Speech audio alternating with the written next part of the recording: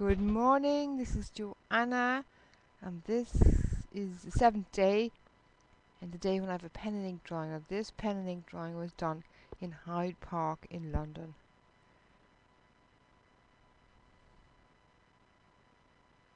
And it's called Birds of a Feather. This is the page for the 8th of July from my book Iomas, Reflections on Life and Living.